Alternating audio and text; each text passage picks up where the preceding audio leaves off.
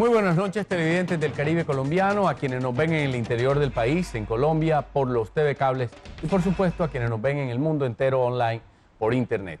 Víctor Julio, muy buenas noches. Muy buenas noches, Humberto, muy buenas noches, televidentes. En el día de hoy, tal como lo habíamos ofrecido y prometido, seguimos con el tema tan interesante como es el tema de las pensiones, y para ello tenemos nuevamente a los invitados que nos acompañaron en el programa anterior, el doctor Darwin Solano, que nuevamente le damos la bienvenida. Bienvenido, doctor Solano. Muchas gracias, doctor Díaz, doctor Mendieta, por invitarme al programa.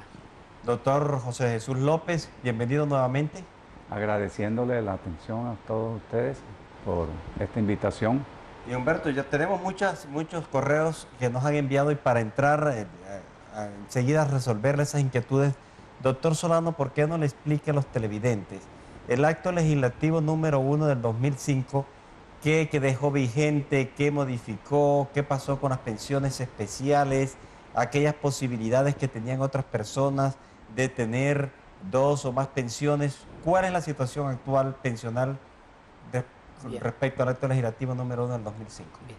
En principio, el acto legislativo lo que hizo fue tratar de ajustar económicamente algunos problemas que venía teniendo el Estado en materia de pensiones. Entonces, él hizo unos ajustes en el sentido de, por lo menos, eliminar la mesada 14, por ejemplo, eliminar algunos regímenes exceptuados o regímenes especiales que estaban de pronto sufriendo unas ventajas que a la vez implicaban el perjudicar a otras personas.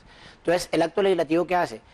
Elimina todos los regímenes especiales, y de todos los que estaban vigentes solo quedan funcionando la Presidencia de la República y hay un segundo régimen, y las fuerzas militares. Exactamente, eso fue lo que hizo puntualmente el acto legislativo. ¿Y las pensiones especiales que tenían los bomberos y trabajadores de minas, en socavones? Bien, en principio se entiende que como tal quedan eliminados con la vigencia del acto legislativo. Ahora bien, lo que pasa es que la forma de conteo de las semanas para hacerlo extensivo hasta el año 2014 se hizo diferente. Pero en principio llegaban hasta el año 2010, y con el acto legislativo 01 de 2005 los permitió más o menos hasta 31 de diciembre del año 2014, y de ahí para adelante sí ya no funciona más. ¿Y la mesada 14 se eliminó para todos los pensionados? No para todos los pensionados, para las personas que tienen ingresos, si no estoy mal, inferiores a 2 salarios mínimos. Y doctor López, si en una convención colectiva había algunos regímenes más beneficiosos para los trabajadores, ¿qué pasa con esas convenciones y el acto legislativo? Bueno, haciendo un recorderis, doctor Víctor Julio, hay que recordar que el artículo 48 de la Constitución Nacional, que consagra el régimen de seguridad social, lo modificó esencialmente este acto legislativo número 1 del 2005, recordando a su vez que cuando se trató de reformar ese artículo 48 mediante leyes emanadas pues del órgano legislativo, fueron declaradas inexequibles por la Corte Constitucional en lo pertinente. Ahora, precisamente por eso el gobierno se dispuso a través de un acto legislativo para que estuviese blindada esa reforma del artículo 48 de la Constitución Nacional.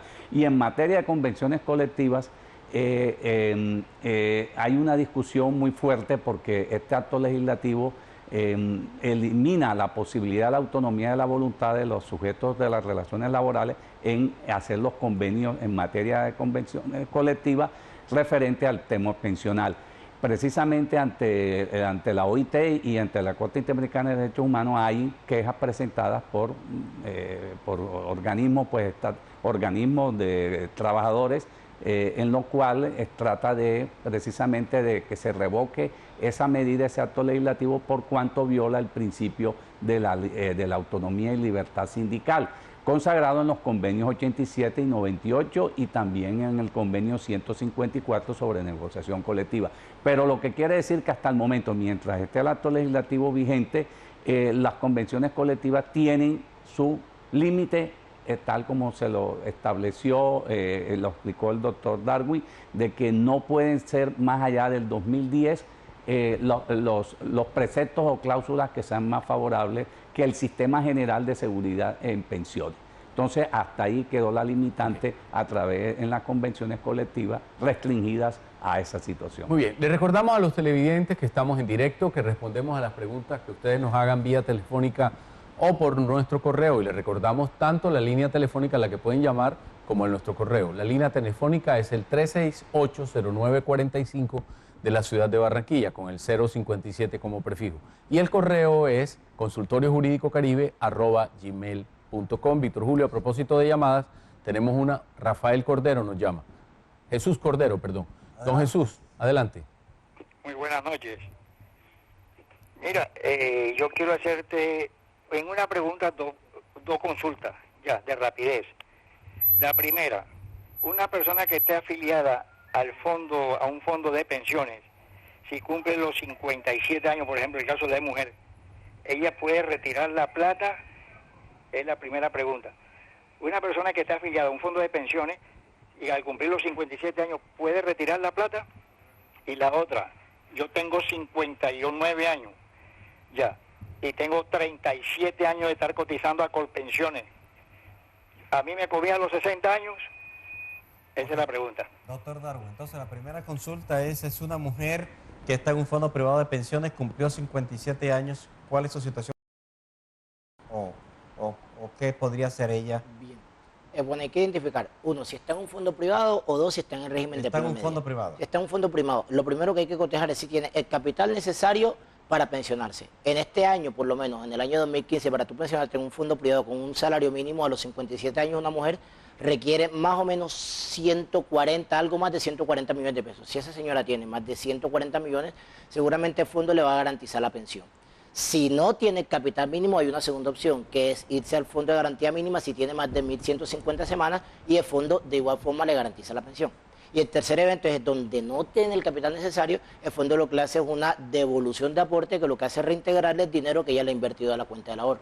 Muy bien, y doctor López, la segunda consulta, que él tiene 59 años, tiene 37 años de estar cotizando, está en Colpensiones, ¿ya él podría pensionarse con ese número de años de estar cotizando? No, pero no cumple el requisito de la edad. No, él Pues, pregunta si puede pensionarse a los 60. a los 60 por el régimen de transición sería la posibilidad, pero en términos generales es 62 años la edad que él tiene el requisito. Para el régimen de transición se tendría que determinar al 1 de abril del año 94 si cumple los requisitos que contempla el artículo 36 de la ley 100 del año 93. Tendría que ver esa especificación. Esas especificaciones a ver si tiene... Víctor Julio, usted tiene correos en su teléfono, Sí, pero de igual manera tenemos... una llamada de Córdoba, Una llamada tenemos la prioridad. Sí, ¿de qué ciudad nos llama? Momil, Córdoba. Movil, Córdoba. Muy bien. Gracias por llamarnos. ¿Cómo es su nombre? Rafael Pérez Echeverría. Bueno, don Rafael, con mucho gusto lo atendemos y nuestros invitados con mucho gusto le responden a sus inquietudes. Por favor, muy breve y conciso, cuéntenos cuál es su inquietud. Bueno, Le escuchamos. lo siguiente, yo trabajé en Barranquilla, duré cotizando 22 años. Y me parecen apenas como 5 o 6 años cotizado apenas. ¿Qué pasa en ese caso con la agencia esta de empleo que no le cotizaban a uno la plata? O sea, usted cotizó con unas empresas de servicios temporales, trabajó durante 22 años y solamente le aparecen 5 en el número de semanas ante Colpensiones. ¿Esa es su inquietud? En parte. Doctor Darwin, ¿qué debería hacer él ahí en ese momento? Bueno, hay dos eventualidades. Puede ser que efectivamente el empleador no le haya cotizado los aportes, o dos, que sí lo hayan hecho pero no lo aparezca reflejado en el reporte de semanas. Si es que sí se lo hicieron y no lo aparece reflejado en el reporte de semana, lo que tiene es que ir a su fondo, pedir un formato de corrección de historia laboral, aportar el soporte del pago de los aportes por parte de su empleador para que el fondo de pensiones le haga la corrección en su historia laboral y le reflejen los tiempos que no lo aparecen.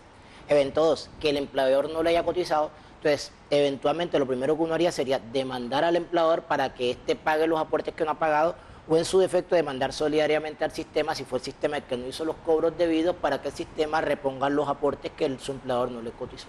Muy bien. Usted tiene un correo ahí, vamos a leerlo. El señor Ricardo Rojano nos consulta. Buenas tardes, cordial saludo. Quisiera saber si una persona que se pensionó después del 1 de abril de 1994 puede hacer incremento de pensión del 14% por cónyuge y 7% por hijo discapacitado ante Colpensiones. ¿Y por qué niegan dicho incremento? En espera de su respuesta. Muy bien. Entonces, dejemos esa respuesta ahí en el tintero, vamos a irnos a una pausa comercial. Cuando regresemos, con mucho gusto le respondemos a nuestro televidente.